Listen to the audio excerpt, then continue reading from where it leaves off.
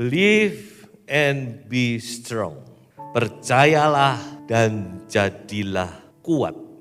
Mari kita baca Yesaya pasal 7 ayat 4 sampai ayat 9. Tapi saya kutip saja ayat 4 awal dan ayat 9 akhir.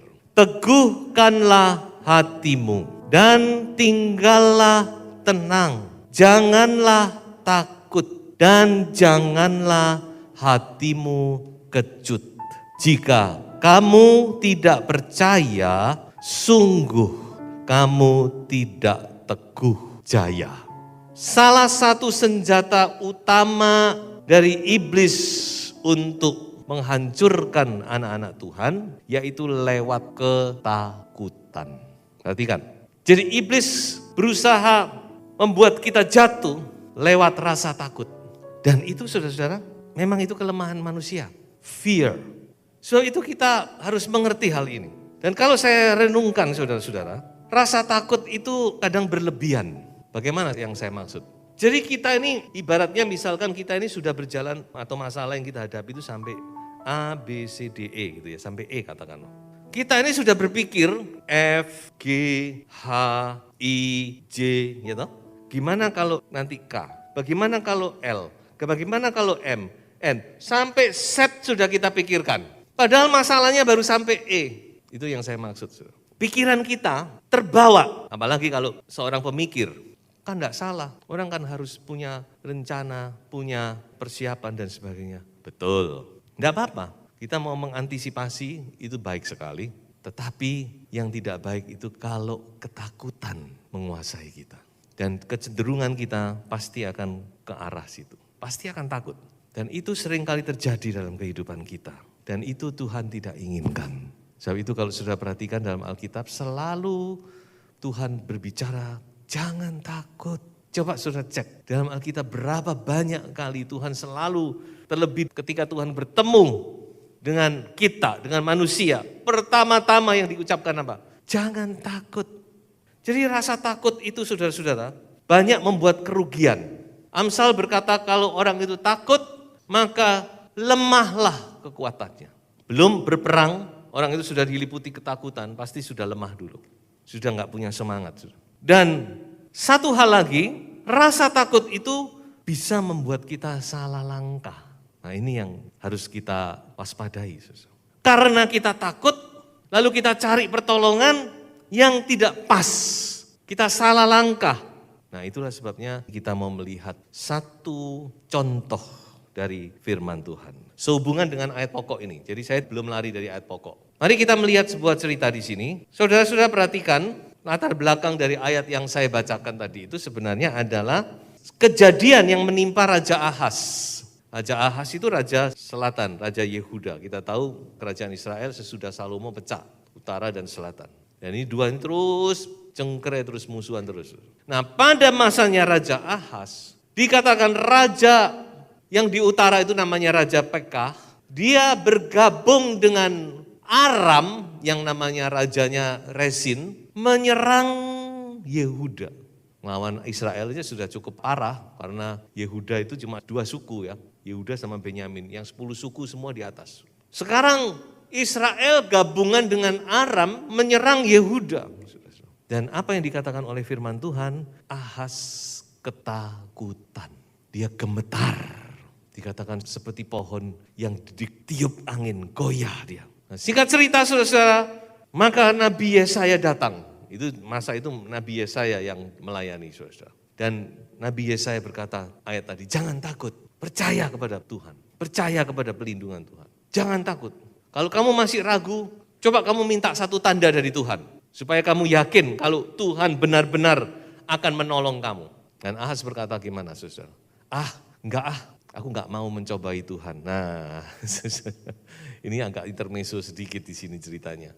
Dia enggak mau mencobai Tuhan itu ya oke lah kalau dia sungguh-sungguh rohani. Tapi sebenarnya bukan itu. Jadi kalau Tuhan nantang pada Ahaz, harusnya Ahaz oke, aku minta satu tanda ini. Wah, seperti Gideon itu minta tanda. Enggak apa-apa kalau Tuhan yang ngomong ayo minta tanda supaya kamu yakin. Tapi Ahaz ini sok rohani saya bilang ya. Enggak, aku enggak mau cobai Tuhan. Nah, Tuhan kata, sudah kalau kamu nggak percaya, aku kasih tanda kepadamu supaya kamu yakin. Saya bacakan ya. Sebab itu Tuhan sendirilah yang akan memberikan kepadamu suatu pertanda, sesungguhnya seorang perempuan muda mengandung dan akan melahirkan seorang anak laki-laki, dan ia akan menamakan dia Immanuel. Inilah asal-usul kata Immanuel. Jadi kejadian ini kurang lebih 700 tahun sebelum kelahiran Yesus. Jadi sebelum kelahiran Yesus sudah dinubuatkan ini Immanuel. Dan artinya tetap sama adalah God is near you. Dia Allah itu Allah yang dekat, imminent dalam bahasa Inggris. Dari kata imminent. He is near. Dia menyertai engkau. Nah, biasa bukan Tuhan? Tuhan begitu baik bukan? Sebagai tanda supaya benar-benar Ahaz ini berani, tidak goyah, dia tidak sampai ketakutan, maka Tuhan berkata, aku adalah Allah Immanuel yang akan menyertai kamu. Haleluya. Immanuel itu tidak pernah berubah. Amin, saudara. Penyertaan Tuhan itu tetap sama. Dari tahun ke tahun dia tetap Immanuel. Apakah Ahaz tenang? Dia tidak tenang, dia tetap tidak percaya. Dan saudara baca ceritanya di 2 Tawarikh 28. Ahaz tidak percaya dan apa yang dilakukan Ahaz? Dia minta tolong kepada kerajaan Asyur atau Assyria. Yang waktu itu memang sedang jaya-jayanya. Dan firman Tuhan mencatat di dalam 2 Tawarikh 28, Asyur bukannya menolong malah menyusahkan Ahaz. Itu dicatat dalam Alkitab. Malah bikin susah Raja Ahaz.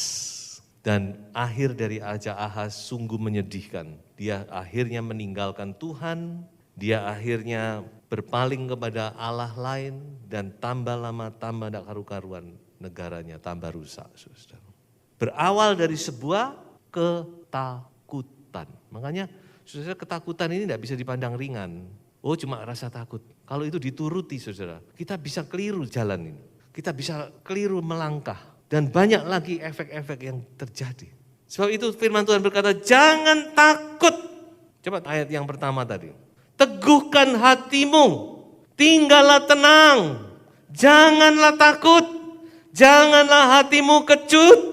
Dan terakhir ditutup, jika kamu tidak percaya, kamu tidak akan teguh jaya. Jadi mari kita percaya kepada Tuhan, percaya kepada firman-Nya. Apapun keadaan, masalah, persoalan yang berat sekalipun yang kita hadapi. Jadi kalau gitu bagaimana kita mengatasi rasa takut? Nah, saya mau bawa saudara melihat sebuah ayat sederhana saja ayat ini. Dan seringkali juga sudah kita lihat. Mazmur 56 ayat 4 dan ayat yang kelima. Waktu aku takut, aku ini percaya kepadamu, kepada Allah yang firman-Nya kupuji. Kepada Allah aku percaya, aku tidak takut. Apakah yang dapat dilakukan manusia terhadap aku? Ya, saya tidak membahas latar belakang ayat ini. Tapi ini pengalaman Daud. Dia berkata, waktu aku takut. Daud juga pernah dihadapkan kepada satu ketakutan yang luar biasa. Dan dia berkata, waktu aku takut, aku percaya kepada Tuhan. Aku percaya kepada firman-Nya. Dan aku tidak takut. Jadi rupanya kepercayaan kita, iman kita, itu bisa mengatasi ketakutan. Amin, saudara. Iman itu bisa mengatasi ketakutan. So itu kalau kita mau tahu bagaimana kita mengatasi ketakutan, jawabannya cuma satu, percaya. Iman itu. Makanya ada ayat dikatakan iman yang beri menang. Iman itu memberi kemenangan. Percaya. Jadi percaya itu saya juga tidak tahu bagaimana harus menguraikan iman itu. Tidak bisa disebutkan. Iman itu produk dari hati kita.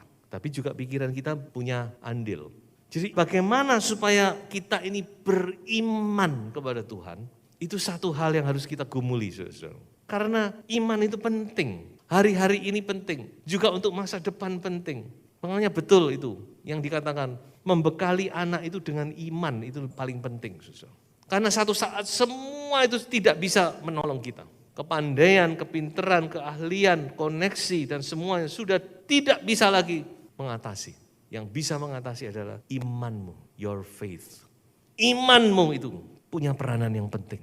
Saya diingatkan dengan kata Tuhan Yesus. Tuhan Yesus pernah ngomong dalam Lukas pasal 18. Kalau anak manusia kembali ke muka bumi ini, masihkah dia menjumpai iman di muka bumi? Wah, ini perkataan yang harus kita renungkan. Kalau Tuhan Yesus sendiri ngomong gitu. Apakah masih ada iman di bumi? Saya tidak tahu ke depan ini apa, tapi sesuai dengan firman Tuhan, dunia ini tidak akan makin hari makin baik. Sebab itu nubuat Tuhan, nubuat firman Tuhan dan tidak akan bisa disangkal oleh siapapun juga. Makanya kita harus punya iman, itu yang penting. Anak-anak kita harus punya iman, itu yang penting. Bagaimana menanamkan iman itu dalam kehidupan orang percaya.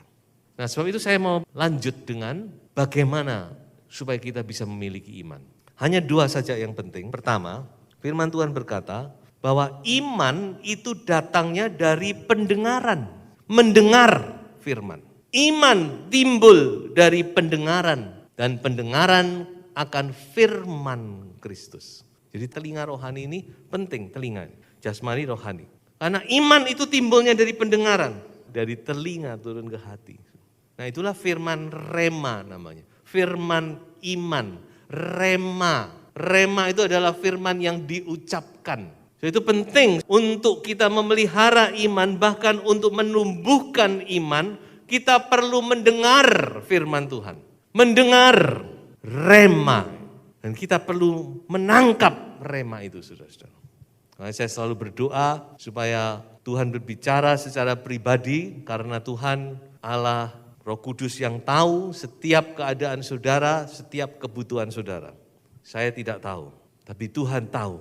Dan saya berdoa lewat firman Tuhan yang diberitakan, saudara bisa menangkap rema dari Tuhan. Ini rema untukku. Ini Tuhan bicara kepadaku. Jadi yang pertama saudara mendengar. Dengar firman Tuhan. Buka telinga rohani. Dan yang kedua, yaitu dari membaca firman. Membaca. Coba saya bacakan ya. 2 Timotius 3:15. Ingatlah juga bahwa dari kecil engkau sudah mengenal kitab suci. Membaca kitab suci yang dapat memberikan hikmat kepadamu dan menuntun engkau kepada keselamatan oleh atau melalui iman kepada Kristus Yesus. 2 ini aja. Saudara dengar dan saudara baca Alkitab itu. Dan Alkitab ini saudara-saudara, saudara bisa kasih tanda, saudara bisa kasih catatan. Tentu kalau saudara membaca, Tuhan akan berfirman. Tuhan akan bicara. Banyak orang berkata, gimana ya dengar suara Tuhan? Loh, kualik pertanyaannya. Mestinya Tuhan yang bertanya, gimana ya supaya anakku ini bisa dengar? Kan gitu. Soal Tuhan itu Allah yang berbicara, kita yang tidak bisa dengar. Kenapa tidak mendengar? Karena kita tidak menyediakan telinga. Makanya itu saudara baca Alkitab. Jadi saudara betapa pentingnya kita membaca firman itu. Saudara-saudara, ayo saya himbau, saya ajak sidang jemaat sungguh-sungguh luangkan waktu kita untuk membaca. Kalau saudara merasa tidak punya kerinduan untuk membaca, saudara doa kepada Tuhan. Sebab saya juga berdoa, Tuhan berikan aku kerinduan kepada firman-Mu. Berikan kepadaku hati yang rindu, hati yang haus akan firman-Mu. Ada satu ayat yang ingin saya sampaikan, 1 Petrus 2 ayat yang kedua. Dan jadilah sama seperti bayi yang baru lahir, yang selalu ingin akan air susu yang murni dan yang rohani, supaya olehnya kamu bertumbuh dan beroleh keselamatan. Air susu yang murni itu air susu apa, saudara? Air susu yang murni, mereknya adalah ASI, air susu ibu. Dan saya nasihatkan kepada adik-adik yang masih muda, yang akan hamil, akan punya anak, usahakan memberi ASI kepada anak. Minimal 1 bulan pertama, kalau bisa lebih baik. Karena bulan pertama itu ASI-nya namanya colostrum. Itu ASI yang paling tidak ada duanya di dunia. Karena di dalamnya ada antibodinya ibu. Air susu yang murni adalah air susu yang diminum oleh bayi ini langsung dari dada mamanya. Bukan sekedar hanya mengandung antibodi, tapi juga mengandung kasih, mengandung kehangatan, mengandung pelukan yang memberi rasa ayem tentrem. Dan itu bicara tentang Alkitab. Saudara bisa mendengar firman dari pendeta, baik sekali. Saya tidak menjamin firman yang saudara dengar itu murni. Mengapa? Karena hamba Tuhan itu juga manusia yang punya kelemahan-kelemahan. Kalau saudara mau murni, minum dari air susu ibu. Minum dari Roh Kudus. 2 Timotius pasal 3 ayat 16. Ada 4 fungsi daripada firman Tuhan. Teaching, reproof, correction, instruction. Mengajar, menegur, mengoreksi, menginstruksi. Dan ini sangat kita butuhkan semua. Saudara-saudara, mari kita mau terus bertumbuh. Di sini bukan pertumbuhan rohani yang dimaksud dengan bayi, tapi kerinduan itu loh. Biarlah kita menjadi bayi-bayi yang rindu kepada air susu yang murni. Bukan air susu kaleng yang kita rindukan, tapi air susu yang murni dari Tuhan. Baca firman Tuhan, bergumul dengan firman. Berdoa, bicaralah kepadaku ya Tuhan lewat firman. Saya yakin Tuhan akan membimbing saudara. Tuhan akan menolong saudara. Dan imanmu akan bertumbuh dengan sehat. Tuhan Yesus memberkati. Jangan takut menghadapi tantangan. Tetap percaya kepada firman Tuhan. Dan engkau akan teguh jaya. Haleluya.